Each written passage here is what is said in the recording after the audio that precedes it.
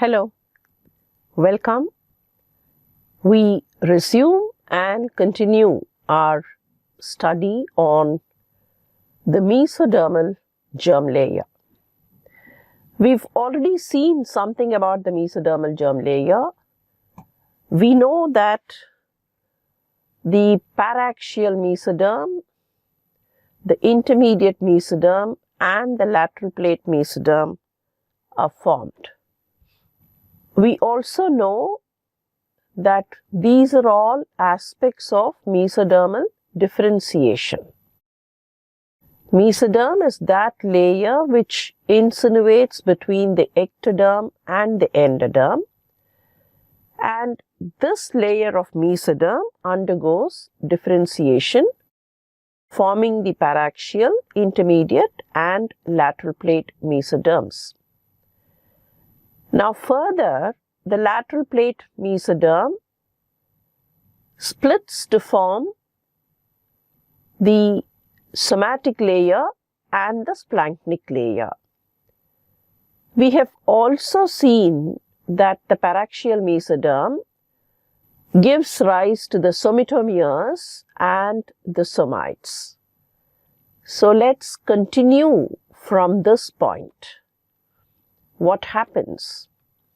By the 17th day of development, the mesodermal cells close to the midline condense and thicken to form the paraxial mesoderm. This is the paraxial mesoderm.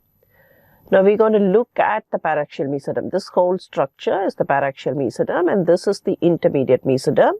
And where you find cavities, that is the lateral plate area. So if we can try and mark here or annotate here, this will be the paraxial area, and here this is the lateral area, and this is the intermediate mesoderm area. So what further happens? Early third week, the paraxial mesoderm gets segmented and forms what are called the somitomeres. And these somitomeres appear in a cephalocaudal sequence and progress to keep forming in the same sequence. However, beyond the occipital region, they are not somitomeres, but they become somites.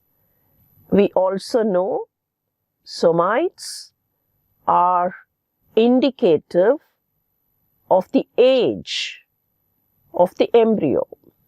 The first pair of somites appear on the 20th day, and on an average, one somite follows the other in such a way that you have 3 pairs a day. They appear in such craniocaudal sequence that 3 pairs appear in a day.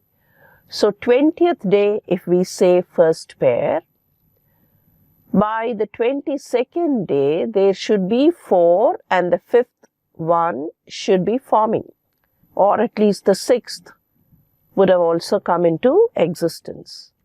So they appear in a kind of craniocaudal sequence. And what are these somitomeres to start with? Are mesodermal cells in concentric pattern. Now, why are we going back and talking about somitomeres?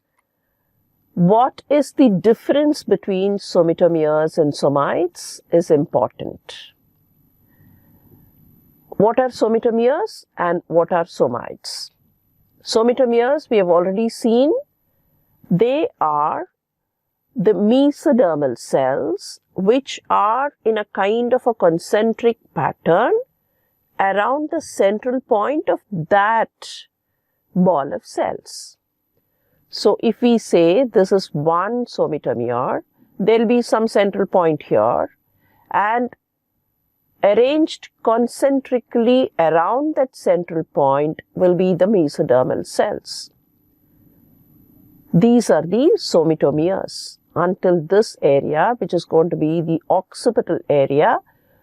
The somitomeres occur, after which it will be the somites.